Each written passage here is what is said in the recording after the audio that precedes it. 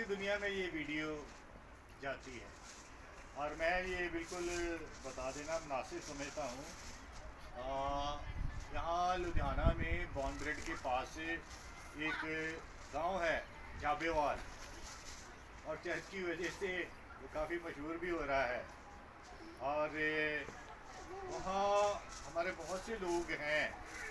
एक समय था कि कम थे, लेकिन परमेश्वर के प्रेम में ऐसी कशिश है कि अपने आप जैसे मैग्नेट में एक पावर होती है, लोग खींचे चले आते हैं।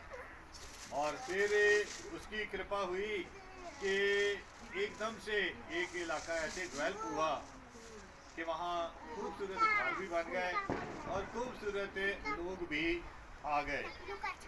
और जैसे जैसे वक्त गुजरता है, बच्चे छोटे होते हैं और फिर बच्चे बड़े हो जाते हैं, और फिर एक समय आता है कि शादी ब्याह का जो वक्त आ जाता है। इस इलाका में हमारे एक परिवार के बीच में एक बेटी की शादी है। शिवानी उसका नाम है, और उसके माता पिता का नाम जो है, पिता का डैनी और माता का नाम सत्या है। ये लोग प्रभु यीशु मसीह को अपना प्रभु मानते हैं, और ये इस बात से वाकिफ है कि परमेश्वर जो है वो प्रथम है और उसे अपने जीवन में प्राथमिकता देनी है। और उसको प्राथमिकता देने का अभिप्राय है, वचन में ये लिखा कि अपना हर एक काम तो क्या करे, परमेश्वर को स्मरण करके कर, ताकि तेरे काम जो है वो सफल हो और उनमें क्या हो, तुझे आशीष मिले।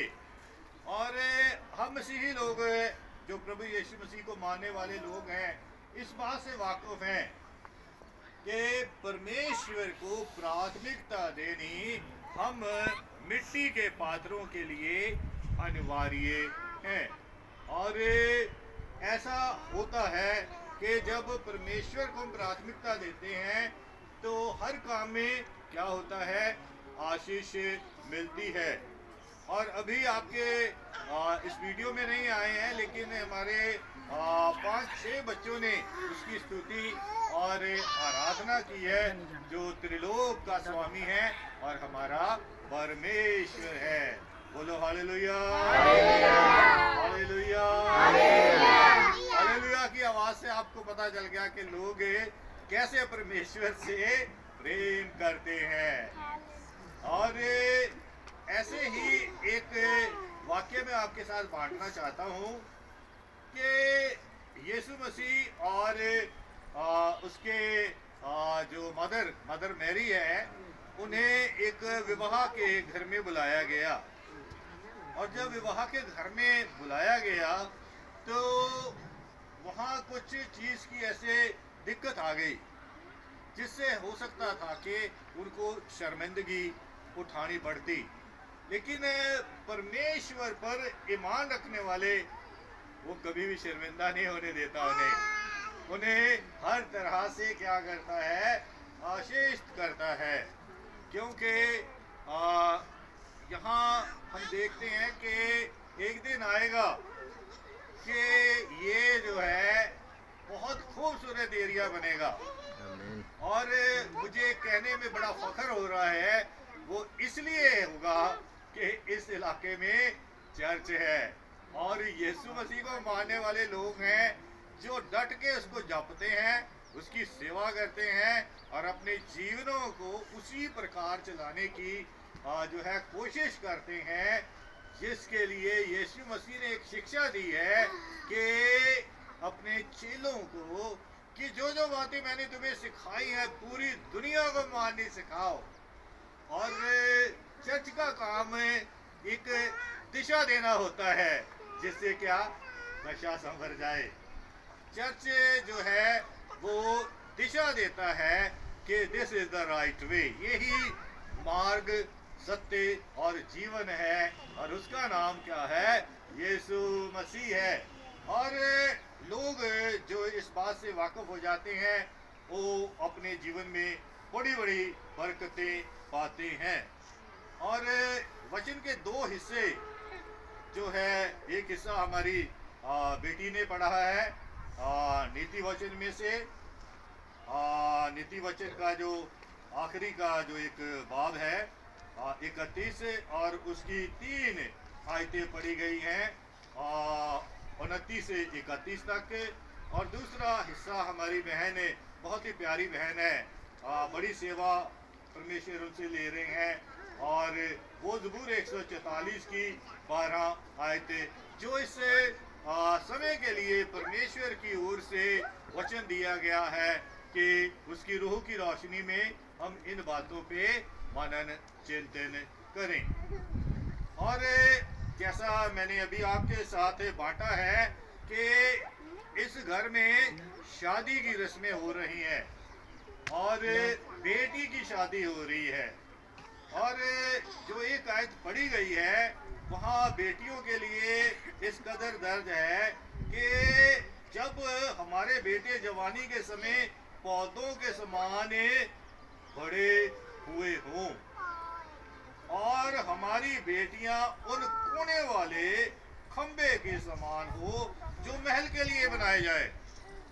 ये जो कोने वाला खंबा और कोने वाला एक पत्थर जो होता है, ये हमारे बहुत से लोगों ने घर बनाए हैं और कई बार नहीं भी बनाए हैं।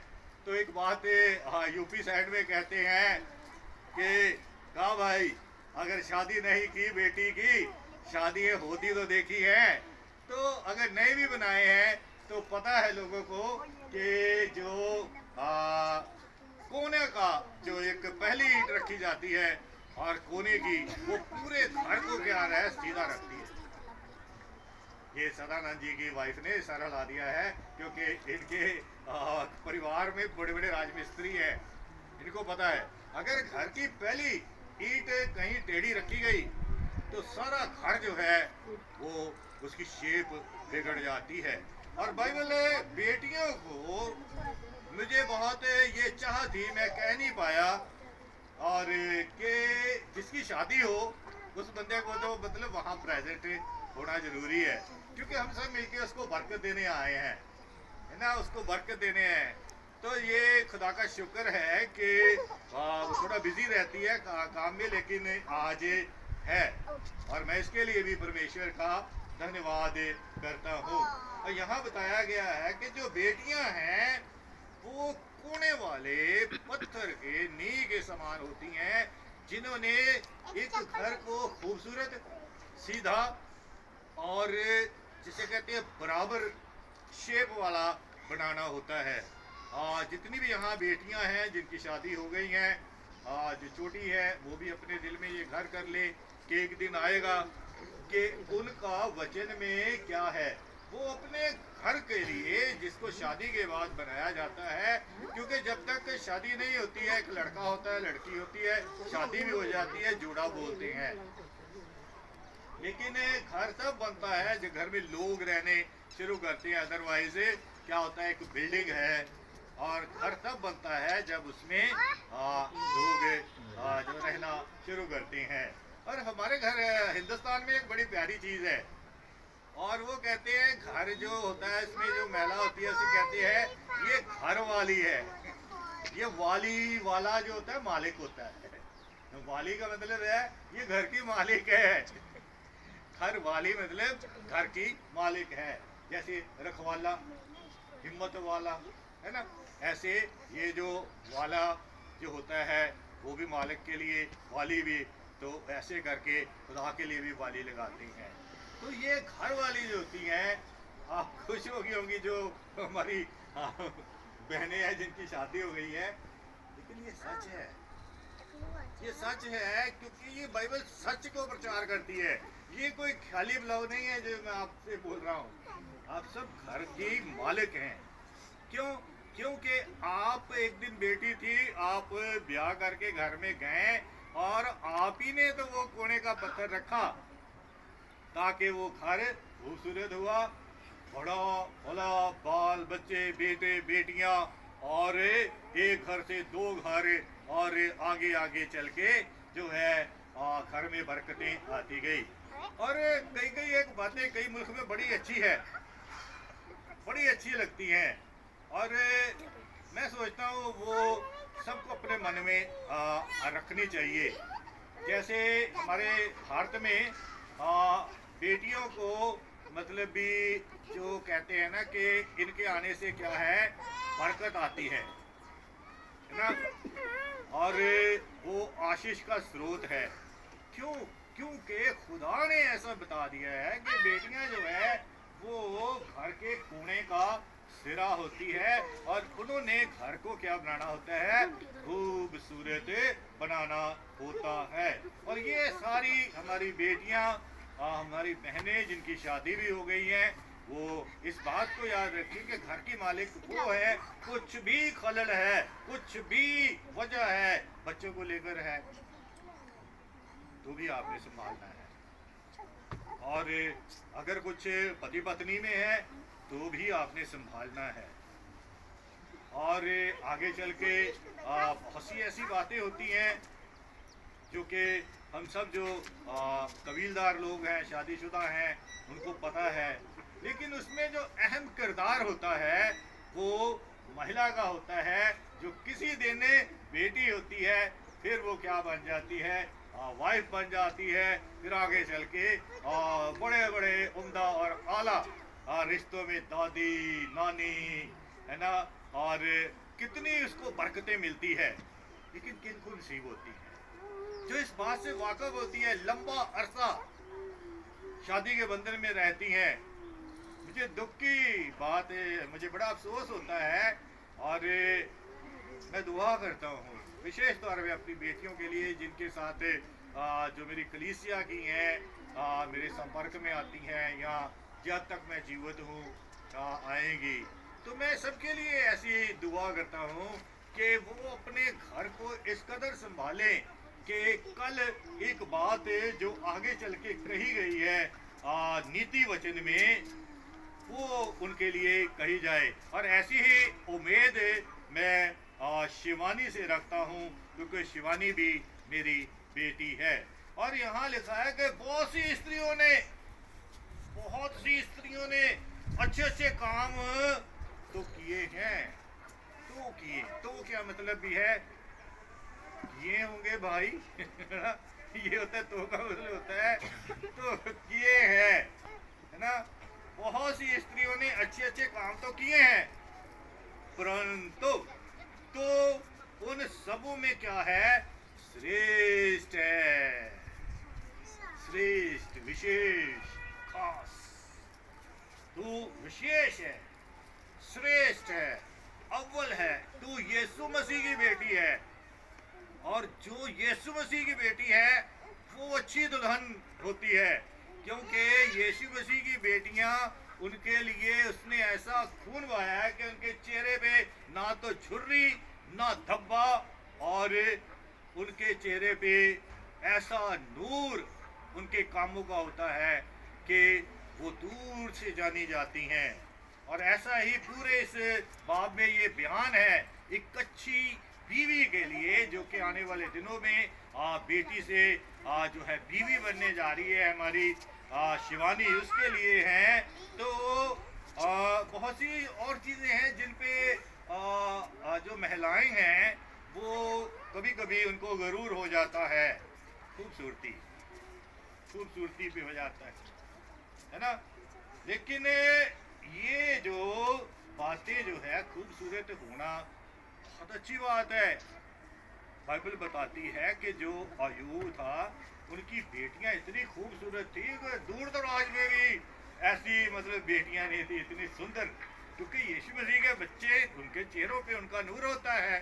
खूबसूरत तो होना है ना। तो मतलब ये तारा जी कहते हैं, खूबसूरत है मसीह तू, किस कलम रंग से लिखूं, तेरे चेहरे में है वो बात, फोटो से कैसे कहूँ, है ना। भी हमारा परमेश्वर इतना खूबसूरत है तो बच्चे तो खूबसूरत होने हैं। लेकिन विशेष बात है जिसके लिए कहते हैं बहुत सी स्त्रियों ने अच्छे अच्छे काम किए तो है, भाई किए होंगे, परंतु तू उन सबसे श्रेष्ठ है। क्यों? क्योंकि तू यीशु की बेटी है, तू यीशु की बेटी है, यीशु तेरा पिता है। और उसके आगे बताता है कि शोभा तो झूठी है, जो बाबा शोभा तो झूठी है, सुंदरता व्यर्थ है। शोभा तो झूठी है, सुंदरता व्यर्थ है। और वचन में ये लिखा है कि अगर खूबसूरत बेटी, खूबसूरत एक जो बच्ची है, अगर उसमें अच्छे गुण नहीं है, तो वो वचन कहता है कि वो ऐसी है कि जैसे सूअर के जैसे नाक में ना वो नाथ डाल दो, यानी कि एक खिदौनी, कोई वैल्यू नहीं है उसकी खूबसूरती की।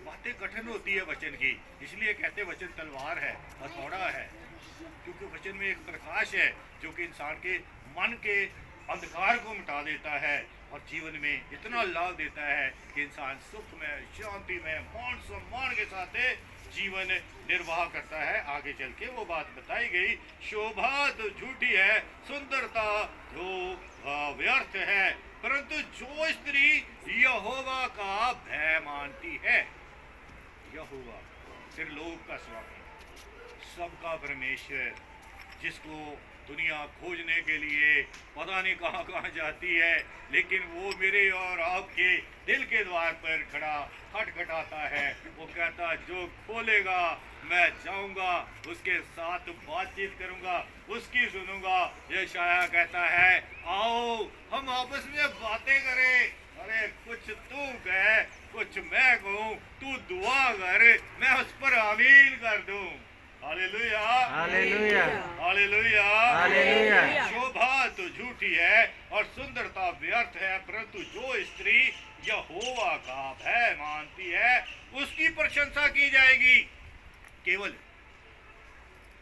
आप खूबसूरत हो, अच्छी बात है ना, आपका मान सम्मान है, बहुत पढ़े लिखे हो, अच्छी बात है ना, लेकिन आपकी प्रशंसा, आपकी बढ़ाई, आपको इज्जत मान सम्मान अगर समाज में या खुदा के घर में मिलना है, खुदा का भय मानने से, क्योंकि खुदा का भय ही तो समझ का आरंभ है।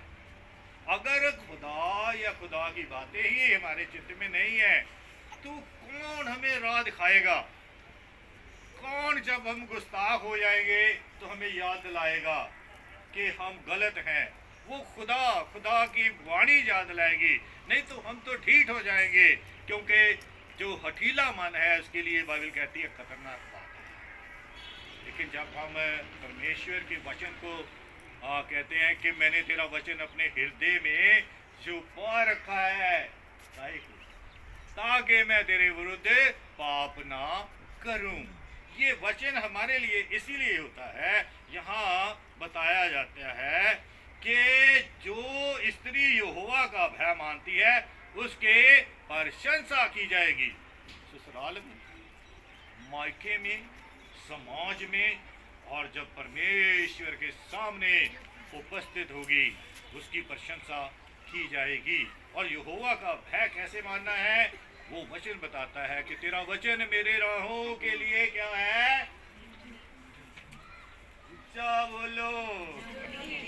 ज्योति। पर ज्योति यहाँ दोनों ज्योतियाँ नहीं है जिनके नाम ज्योति है ना। तो ये ज्योति, वचन से ज्योति मिलती है जिससे हम सही राह देख पाए। और फिर क्या होता है? 31 आयत, उसके हाथों के परिश्रम का फल उसे दो। हाथों के परिश्रम का फल। अब अक्सर लोग सोचती मैं तो मतलब भी कुछ ऐसा सख्त काम नहीं करती हूँ। मैं आपको याद दिलाना चाहता हूँ, आपके हाथों का परिश्रम होता है। आप खाना बनाती हैं, और आपके हाथों का परिश्रम, खाना बनाना कोई आसान बात नहीं है, मतलब टेस्टी वाला टेस्टी वाला वो आप बनाती हैं, है ना। फिर क्या होता है कि लोग खाना खाते हैं, आपका शौहर खाएगा, आपके ससुर खाएंगे। हाँ, मुझे अच्छे से याद है कि सिस्टर जी के बड़े दीदी मतलब खाना ऐसा बनाते हैं कि दाल है हमारे पंजाब में बड़ी मशहूर होती है राजमा डाल के, तो वो दाल जो होती है उसके लिए उन्हें कहना तो जो दविंदर वो बनावे ना उनका भी मैनू कोली भेज रहे है ना, मतलब कि कैसे दिल में आप जगह खाने से बनाती हैं, वो भी आपके लिए एक परिश्रम है। अगर आप नहीं नौकरी कर रही हैं तो ये कोई खास बात नहीं है, नौकरी कर रही हैं तो बड़ी अच्छी बात है, लेकिन नहीं कर रही हैं तो आपका योगदान तो बराबर है। और उसके हाथों के परिश्रम का फल उससे दो, यानी ये खाना खाते हो अच्छा लगा है, ये नहीं है कि बस बैठे रहना है, अच्छा लगा है तो बोलना है और सिमरे ने वो बहुत खाना बढ़िया बनाया हुआ, ताकि आगे उसको याद रहे कि जब मैंने मटर पनीर बनाया था तो हमारे उस बुजुर्ग ने बड़ा अप्रिशिएट किया था, ताकि वही मेथड आगे लगा दे। बोलो हालेलुया हालेलुया। उसके हाथों के परिश्रम का फल उससे दो और उसके कार्यों से सभा में उसकी प्रशंसा होगी। ये जो काम है यही प्रशंसा दिलाते। एक मैं आपको फ्रेज बताता हूँ, एक महिला इंग्लैंड से आई किसान की बेटी थी, उसने अपने काम को बंदगी करके जाना, एक बड़ा हॉस्पिटल खड़ा कर दिया, CMC हॉस्पिटल। आप भी आज बेटियां हैं, आप अपने कामों में ऐसा परिश्रम करें और आप एक पिलर के समान बने, जिससे कि घर बिल्कुल सीधा हो, खूबसूरत हो और उन्नति करे।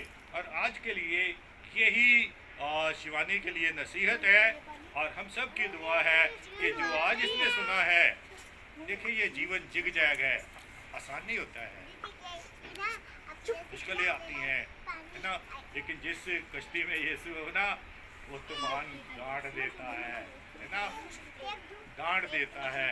तो आप प्रभु के साथ जुड़े रहे, ये अपने घर का जो आप सुनेगा पिलर है, तो आपने पिलर बन के अपने जीवन को, अपने भविष्य को, जिस घर में भी आप जा रही हैं, हमें विश्वास है कि आज की दुआएं आपको इस प्रकाश में लेके जाएगी कि आपको भी हर कहीं शोभा मिले। यीशु के नाम में आमीन।